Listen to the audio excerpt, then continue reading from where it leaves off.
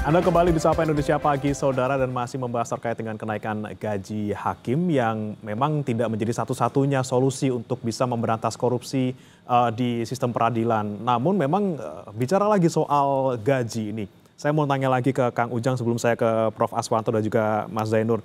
Ini sebenarnya kalau kenaikan gaji ini kan sebenarnya kan merata ke semua hakim di Indonesia, walaupun angkanya berbeda-beda nih, Kang Ujang. Apakah tidak ada pertimbangan misalnya kita akan naikkan gaji ke orang-orang yang memang punya kinerja bagus saja, yang kualitasnya bagus saja. Ini kan merata semuanya, ada yang kinerjanya blee dalam tanda kutip, ada yang kinerjanya bagus gitu kan. Nah ini apakah tidak ada pertimbangan di balik itu semua ketika kita menaikkan gaji berdasarkan kinerja seperti itu? Ya pertimbangannya pertimbangan keadilan berdasarkan fungsi dan kewenangan yang dimiliki oleh para hakim. Berdasarkan golongan itu? Masuk golongannya, jabatannya kan itu. Dan itu kan keadilan yang memang umum merata ya dalam konteks di semua profesi apapun. Gitu. Tadi saya menjelaskan gitu, saya dosen ya gajinya sesuai dengan jabatan saya, sesuai dengan profesi saya, sesuai dengan kepangkatan saya. Itu menjadi penting. Di hakim juga sama. Oleh karena itu ini kan keadilan yang ingin dibangun oleh Bapak Presiden. Jadi semuanya sesuai dengan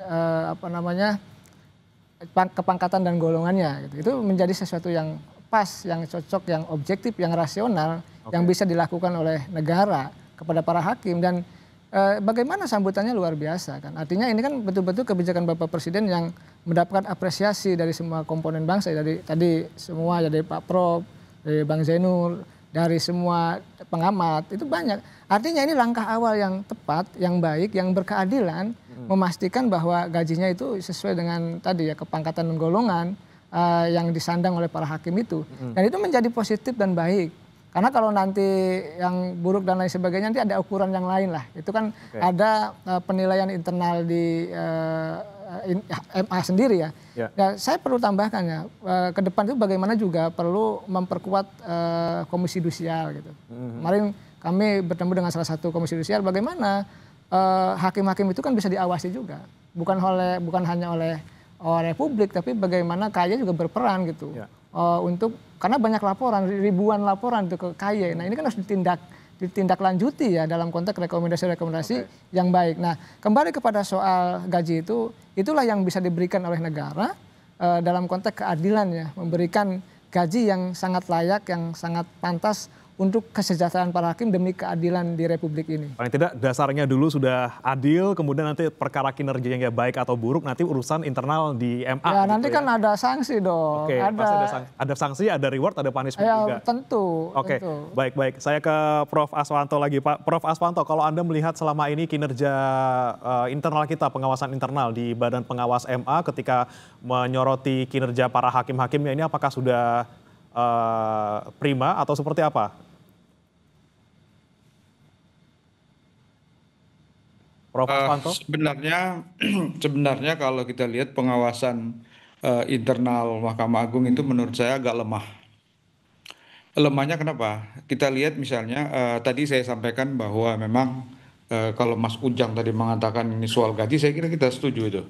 Kita setuju, bahkan ada riset yang dilakukan oleh World Justice Project dari Asian Bank Develop itu mengatakan bahwa rendahnya gaji itu sangat memicu putusan-putusan yang tidak adil gitu. Nah, jadi saya kira dengan menaikkan gaji paling tidak satu masalah bisa teratasi gitu. Tetapi persoalannya menurut saya yang tidak kalah pentingnya ada soal pengawasan. Nah, saya lihat di Mahkamah Agung, mohon maaf, pengawasan internal kita masih lemah. Kenapa masih lemah? Kita lihat misalnya ada kasus di Amerika di mana ada seorang hakim yang ada 2 orang hakim yang menerima uang sokok dari penjara swasta gitu ya. Itu sanksinya luar biasa. Mereka dijatuhi pidana 17 dan 18 tahun gitu. Sementara kalau kita lihat di Indonesia, teman-teman hakim yang terlibat dalam kasus korupsi itu pidananya cenderung rendah sekali. Ini mungkin karena semangat korps gitu ya, melindungi sesama korps gitu. Untuk tidak mengatakan melindungi sesama koruptor gitu. Kita lihat hakim-hakim yang terbukti melakukan tindak pidana korupsi di Indonesia itu hukumannya sangat rendah. Dan ini kan bisa menjadi salah satu pemicu hakim, ya udahlah. Nanti kalau terbukti kita korupsi kan yang periksa kita kawan kita hakim, ya sudahlah dia akan kasih hukuman yang rendah. Nah ini yang menurut saya lemah. Oleh sebab itu menurut saya mestinya saya setuju dengan Pak Zainur Rohman tadi dengan Mas Ujang. Kewenangan KY itu mesti diperkuat, Pak. Kalau kewenangan KY diperkuat, KY diisi oleh orang-orang yang punya komitmen yang luar biasa untuk memperbaiki peradilan, dan dia diberi kewenangan misalnya untuk menjatuhkan sanksi, saya kira ini satu masalah bisa teratasi.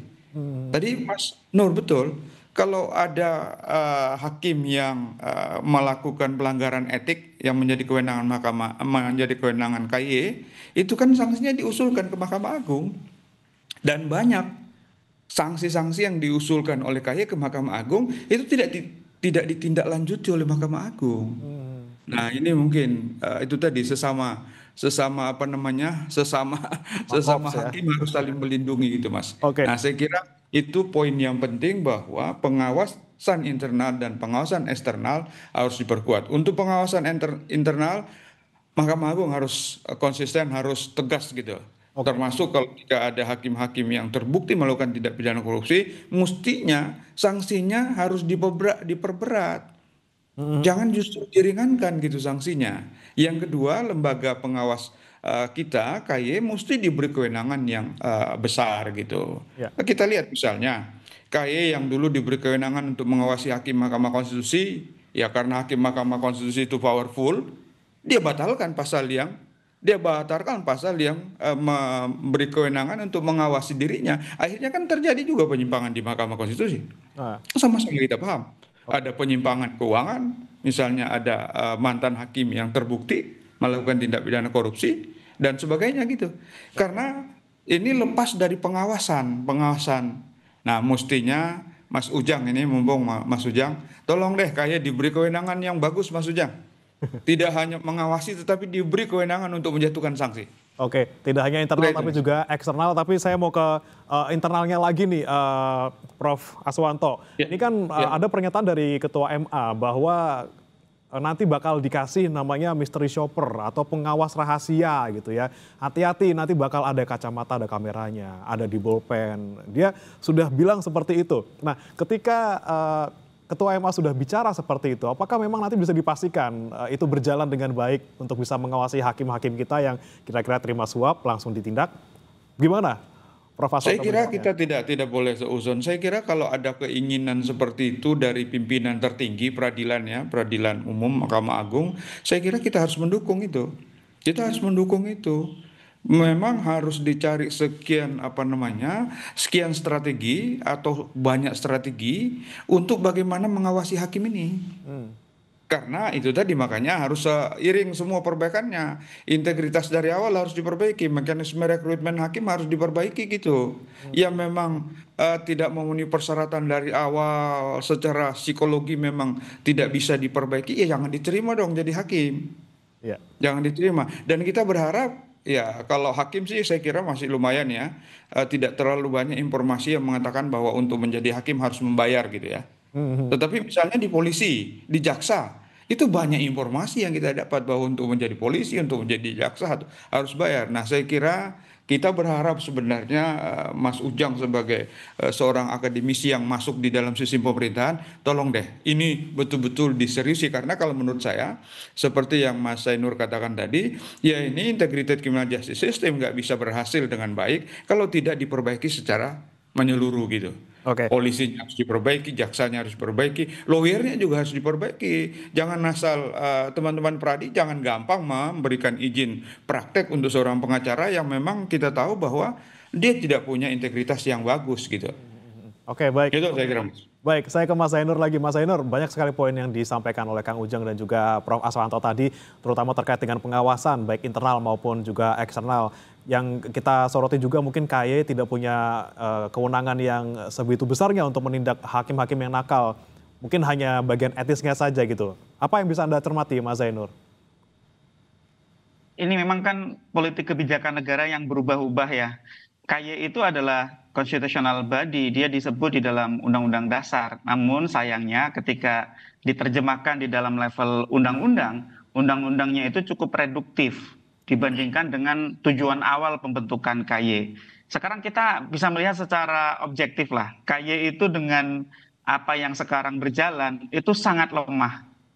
Bahkan kehadirannya dan ketidakhadirannya itu agak susah untuk dibedakan gitu ya. Ada dan tiadanya seperti tidak ada bedanya. Tentu kan ini sebenarnya menyedihkan. Bukan KY yang butuh, tetapi dunia peradilannya yang butuh. Butuh pengawasan eksternal gitu ya. Jadi masyarakat yang butuh KY untuk mengawasi Mahkamah Agung dan badan peradilan di bawahnya. Dulu kata Prof. Aswanto betul, pernah mengawasi MK, undang-undangnya sudah pasalnya dibatalkan gitu. Nah oleh karena itu menurut saya, jika ini negara serius untuk ingin memperbaiki dunia peradilan kita, salah satunya adalah harus melakukan revitalisasi komisi yudisial. Ya, seperti halnya bagaimana dulu para perumus Undang-Undang Dasar Perubahan itu membuat komisi yudisial. Satu yang paling penting menurut saya adalah memberikan kewenangan kepada KY, tidak sekadar rekomendasi, tetapi juga dapat menjatuhkan sanksi etik. Tentu nanti bisa dibuatkan forum lagi untuk adanya keberatan, adanya banding gitu ya, atau mungkin bisa juga dibuat gradasi ya untuk sanksi ringan dan sedang, tetapi untuk sanksi berat misalnya itu harus bersama dengan Mahkamah Agung, tidak apa-apa. Tapi jangan seperti sekarang.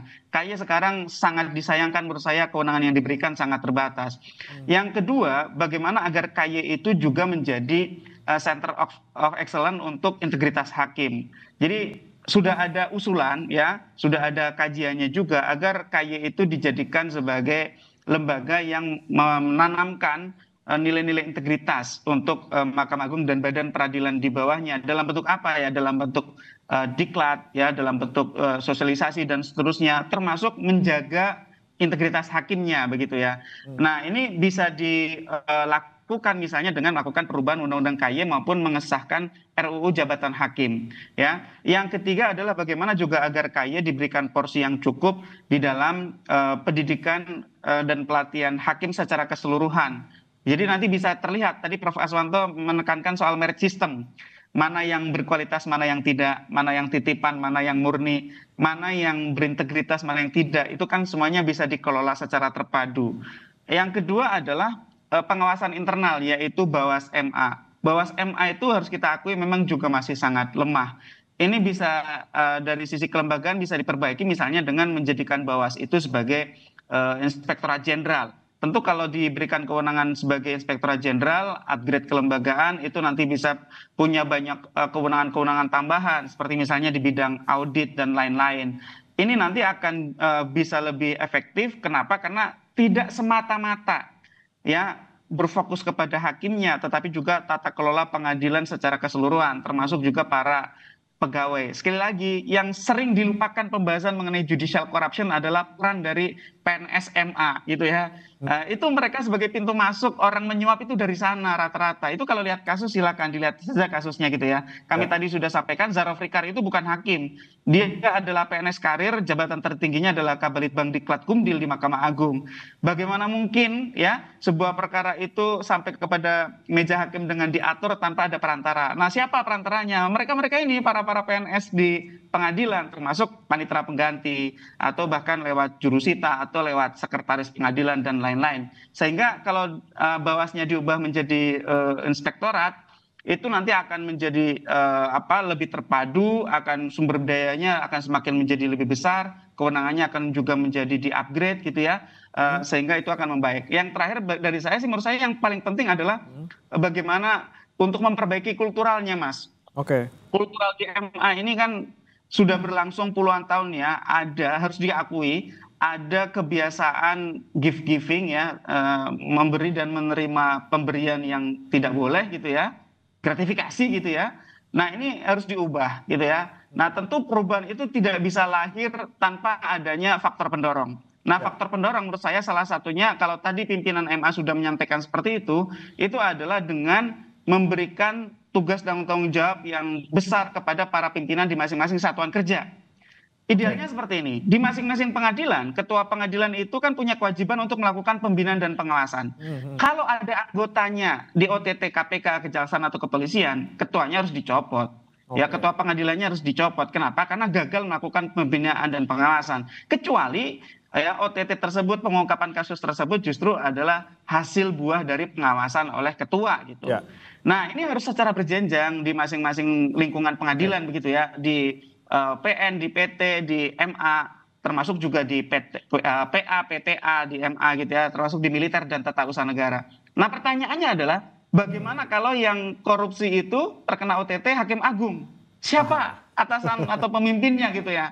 Ya, Ketua Mahkamah Agung Ini harus dia. mengundurkan diri sebagai bentuk tanggung jawab kegagalan untuk menjaga lembaganya tetap bersih. Nah, ini butuh keberanian-keberanian sekali lagi, butuh upaya yang terencana dari eksternal, yaitu pemerintah juga gitu ya. Karena Undang-Undang KY tidak akan bisa berubah tanpa pemerintahnya setuju gitu ya. Dan DPR juga dari internal Mahkamah Agung juga dengan lembaga eksternal. Butuh keberanian dari pemerintah nih. Saya mau nanya langsung ke Kang Ujang terakhir ya sebelum kita tutup dialognya.